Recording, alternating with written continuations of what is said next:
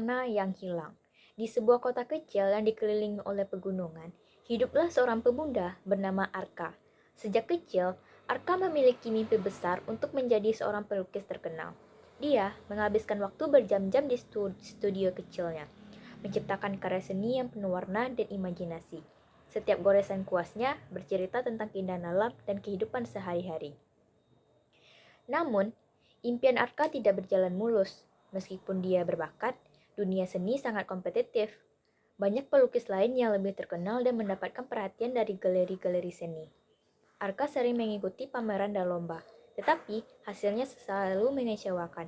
Dia mulai merasa putus asa dan meragukan kemampuannya. Suatu hari, saat sedang duduk di taman kota dengan sketsa di pangkuannya, Arka bertemu dengan seorang gadis bernama Mira. Mira adalah seorang seniman jalanan yang menggambar mural di dinding gedung tua. Melihat karya Mira yang penuh warna dan ekspresif, Arka merasa terinspirasi. Mereka pun mulai berbincang dan berbagi cerita tentang seni. "Mengapa kamu tidak memamerkan karya di galeri?" tanya Mira. "Saya sudah mencoba, tapi tidak ada yang tertarik," jawab Arka dengan nada sedih. Mira tersenyum lembut. Seni bukan hanya tentang pengakuan, seni adalah tentang mengekspresikan diri dan membuat orang lain merasakan sesuatu. Kata-kata Mira membuat Arka merenung. Dia menyadari bahwa selama ini dia terlalu fokus pada pangkuan dan kesuksesan, hingga melupakan alasan dia mulai melukis, cinta terhadap seni itu sendiri. Sejak hari itu, Arka mulai melukis tanpa beban. Dia menghabiskan waktu lebih banyak di taman, menggambarkan pemandangan di sekitar dan orang-orang yang lewat.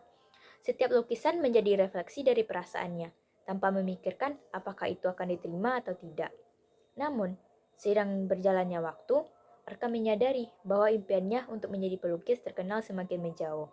Dia merasa terjebak dalam dilema antara mengejar mimpi atau menerima kenyataan bahwa mungkin seni bukanlah jalan hidupnya. Suatu malam, saat ia melihat lukis-lukisannya yang berserakan di studio kecilnya, Arka merasa hampa. Dia mengingat semua usaha dan pengorbanan yang telah dia lakukan untuk mencapai mimpinya. Dengan hati yang berat, dia memutuskan untuk merelakan mimpinya menjadi pelukis terkenal. Keesokan harinya, Arka mengundang Mira untuk berbincang. "Aku rasa aku harus berhenti mengejar mimpiku sebagai pelukis," ungkapnya dengan suara bergetar. Mira terkejut. "Kenapa? Kamu memiliki bakat luar biasa." "Karena aku merasa terjebak dalam harapan yang tidak realistis," jawab Arka sambil menundukkan kepala. "Aku ingin melukis karena cinta pada seni, bukan karena ingin terkenal." Mira tersenyum memahami keputusan Arka. Merelakan mimpi bukan berarti kamu gagal, itu berarti kamu memilih untuk menemukan kebahagiaan dalam cara lain. Arka merasa lega setelah berbagi pikirannya dengan Mira. Dia mulai menjelajahi minat baru mengajar seni kepada anak-anak di panti asuhan setempat. Setiap kali dia melihat senyum di wajah anak-anak saat mereka melukis, hatinya dipenuhi kebahagiaan. Beberapa bulan kemudian, saat sedang mengajar anak-anak menggambar, Arka menyadari bahwa meskipun dia telah merelakan mimpinya sebagai pelukis terkenal, dia menemukan makna baru dalam hidupnya, membagikan kecintaannya pada seni kepada generasi berikutnya. Suatu sore, saat semua anak sedang asyik menggambar di halaman panti asuhan, Arka melihat langit senja yang indah dengan warna-warna cerah. Dia mengambil kuas dan kanvas kosong dan selalu dibawanya ke panti asuhan.